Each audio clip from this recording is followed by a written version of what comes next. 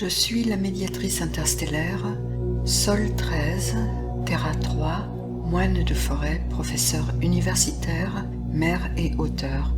Respect et amour. Salutations.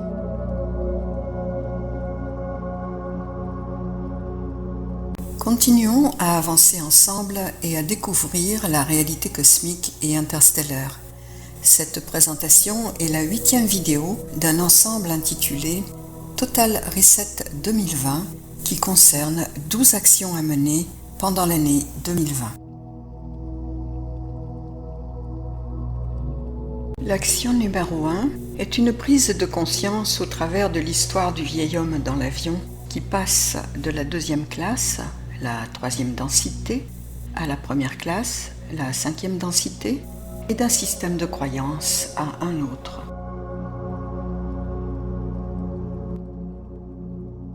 C'est aussi une mise en garde pour que vous y soyez attentifs, car vous ne feriez que passer d'un système de croyance à un autre en sautant d'un bocal à un autre.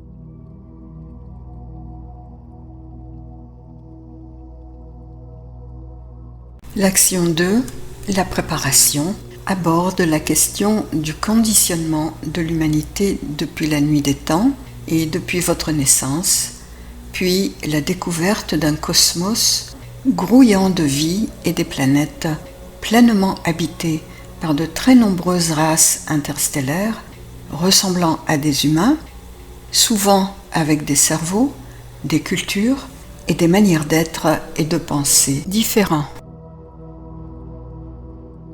Puis, c'est la découverte que l'accès à la 5e densité et au coffre-fort de l'ADN est en vous. Il vous suffit d'activer la clé que vous êtes. Avec l'action 3 et les suivantes, nous allons maintenant soulever le voile pour que vous puissiez donner un sens à ce qui semble pour l'instant incompréhensible. Les éléments de cette nouvelle réalité pourront vous paraître incroyables, inconcevables, voire impossibles. Vous serez tenté, à la manière de la 3e densité, de porter des jugements sévères et vous ressentirez de l'inconfort et de la gêne. D'aucuns les interpréteront comme de la créativité, du fantasme, de la science-fiction, d'autres comme de l'égocentrisme, des mensonges, une affabulation, voire de la mythomanie, et au pire, de la pure folie mentale. Je souhaiterais vous rassurer et vous dire qu'il n'en est absolument rien. Permettez-moi d'affirmer ce qui suit clairement et fermement.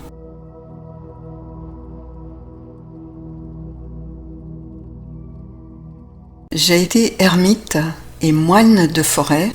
J'ai traversé le processus de l'illumination pour répondre aux questions fondamentales de l'existence et trouver le cœur dynamique de la vie en Asie, en Inde et au Sri Lanka de 1964 à 1980. Je me suis demandé, qui suis-je? Qu'est-ce que l'illumination? La réalité ou la conscience? Sommes-nous réellement seuls dans l'univers? Et j'ai trouvé les réponses aux grandes questions de l'existence, pas à pas, accompagnées par les plus grands penseurs de l'époque.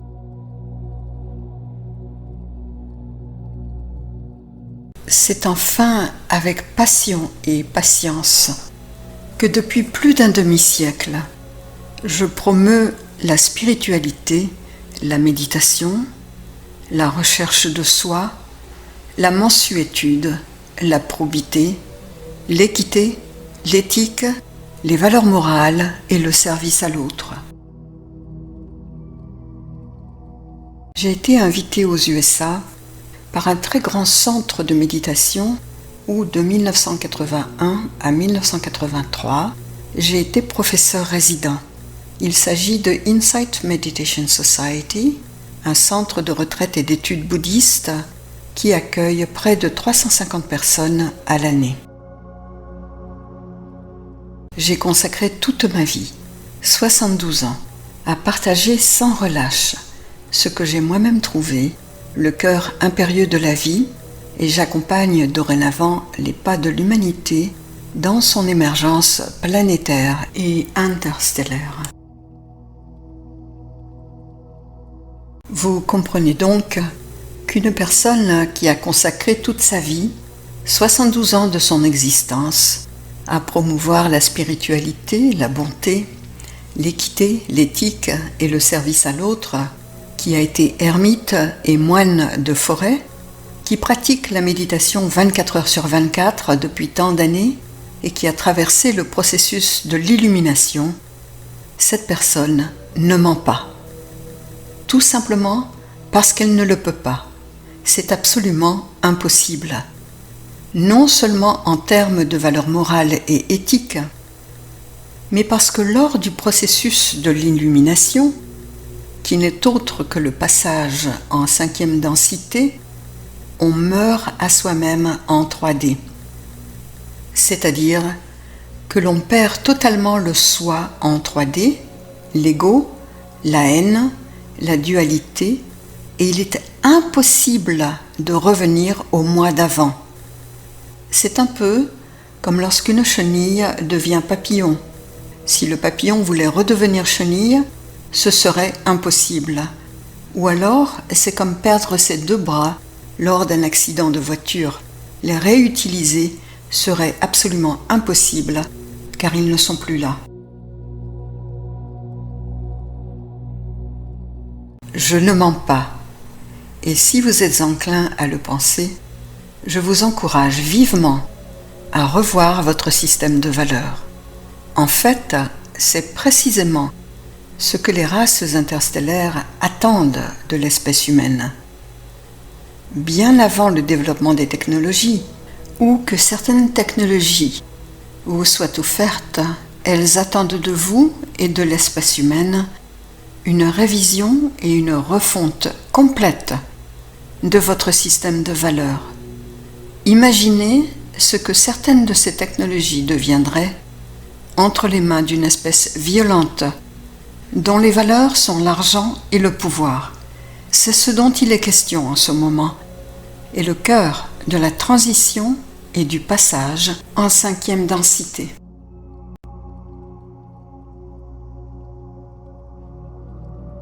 Changer les systèmes de croyances sans y sombrer, sans passer d'un bocal à un autre, est l'une des grandes problématiques humaines et le grand défi auquel l'humanité tout entière est actuellement confrontée.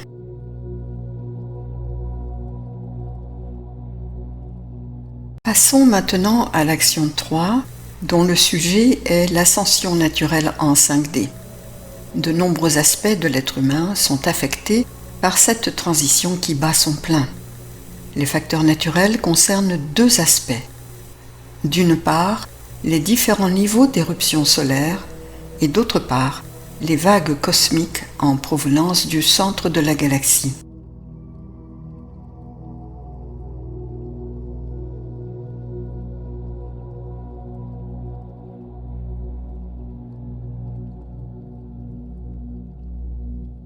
Les brusques éruptions, sursauts ou tempêtes solaires sont des manifestations ou des explosions intenses radioélectriques accompagnées de taches solaires.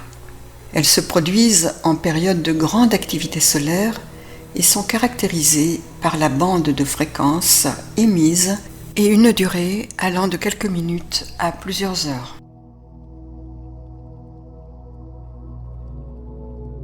Elles affectent la vie sur Terre et peuvent provoquer des perturbations graves dans les radiocommunications, notamment pour les satellites, le GPS, les avions commerciaux ou militaires. Elles provoquent des pannes de courant généralisées et contribuent à la corrosion des structures terrestres. Au niveau du corps humain, elles augmentent les fréquences corporelles, perturbent les rythmes circadiens et la production de mélatonine.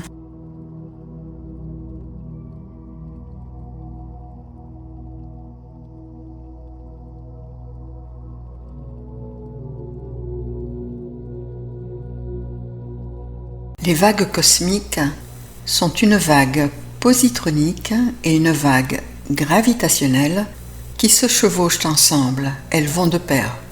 Elles proviennent du centre de la galaxie et arrivent vers la Terre ensemble. L'énergie positronique chevauche les ondes de gravité. Ce sont deux choses distinctes mais qui se présentent à l'œil humain comme un seul et unique phénomène.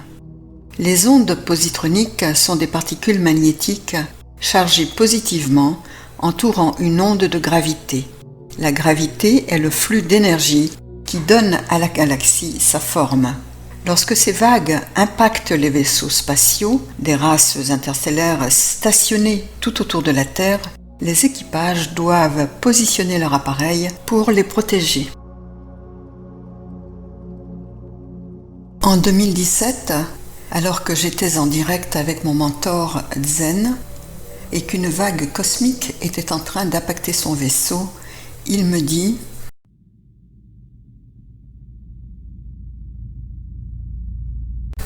Les vaisseaux spatiaux doivent manœuvrer pour prendre les vagues cosmiques de face et non latéralement afin de minimiser les dégâts.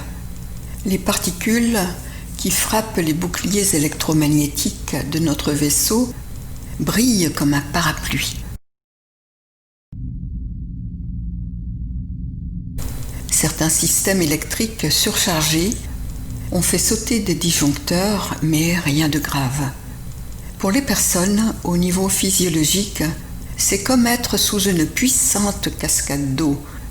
Ce n'est pas néfaste pour l'ADN, tout au contraire, et l'énergie dynamise. Chacun réagit différemment. Certains se sentent plus dynamiques, d'autres dormiront toute la journée. Quant à la planète Terre, impactée par ces vagues, elle est en train d'augmenter un peu plus sa fréquence.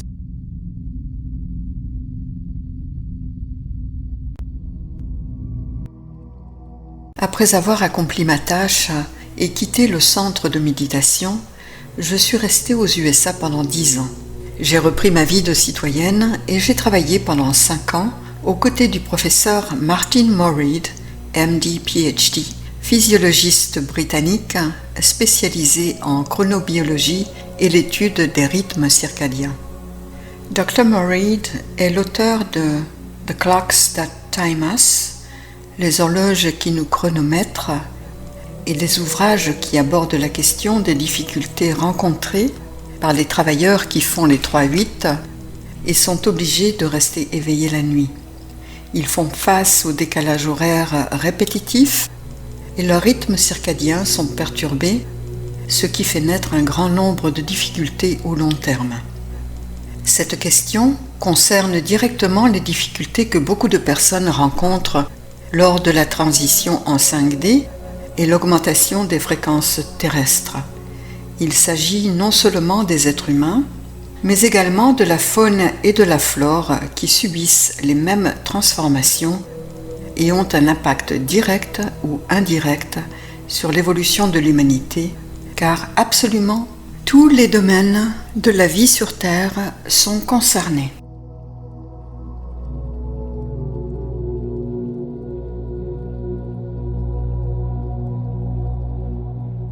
La vie sur Terre est scandée par la lumière du soleil. La vie est sensible aux éruptions solaires et aux vagues cosmiques qui élèvent les fréquences terrestres. Des horloges internes relient plantes, êtres humains et animaux au rythme périodique de la nature, la clarté et l'obscurité et la ronde des saisons.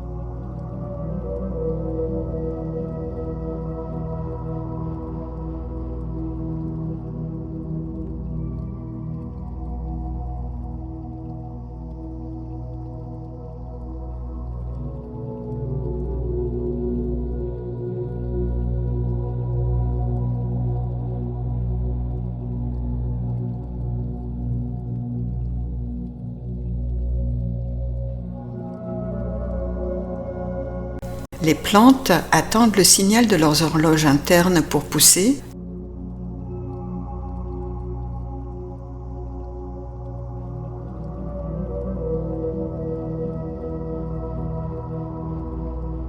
Les animaux s'accouplent à la saison des amours pour que leur progéniture grandisse dans de bonnes conditions. Et les oiseaux migrateurs s'envolent toujours vers d'autres cieux au même moment. Les marées, les saisons et la météo suivent tous les mêmes cycles répétitifs.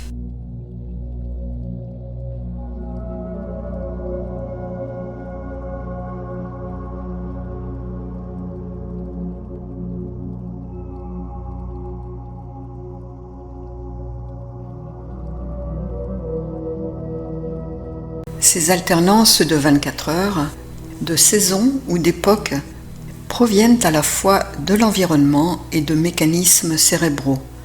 Les rythmes circadiens sont endogènes, c'est-à-dire qu'ils sont produits par des horloges biologiques internes qui opèrent même en l'absence de tout stimulus extérieur et qui jouent sur de nombreux mécanismes biologiques, physiologiques et comportementaux de l'être humain. Lorsque, dans la vidéo numéro 2020, action 2.3, première partie, la clé universelle, j'abordais la question du mécanisme du coffre-fort relié à des horloges internes, ce sont ces horloges que j'évoquais. Le coffre-fort, l'ADN, la clé universelle et le métronome possèdent tous des horloges rythmiques internes. Cette rythmicité provient à la fois de l'environnement et de mécanismes cérébraux, car les horloges circadiennes sont liées aux variations de la lumière du Soleil et au mouvement de rotation de la Terre, des planètes ou de la Lune. Pendant le passage de la 3D à la 5D, des explosions solaires ou des vagues cosmiques provoquent des augmentations assez fortes de vos fréquences et vous ressentirez les variations ou les perturbations suivantes. Votre rythme de veille et de sommeil. Vous vous sentirez dynamique, vous aurez du mal à vous endormir, d'où des jours de grande fatigue passagère ou chronique. Votre vigilance et votre attention. Vous aurez des difficultés à vous concentrer et à méditer, vous vous sentirez agité. La gamme de vos émotions s'élargit. Elles sont plus fortes, plus diversifiées, et vous aurez du mal à les maîtriser. Vous passerez plus facilement d'un enthousiasme extrême ou de sentiments d'amour infini à des sentiments dépressifs. Vous aurez envie de changer de valeur morale, de comportement, de manière de vous exprimer. Vous changerez ce que vous mangez ou ce que vous buvez pour être plus en phase avec vous-même. Vous aurez envie de vous retrouver dans la nature, au calme, et vous aurez du mal à supporter les autres.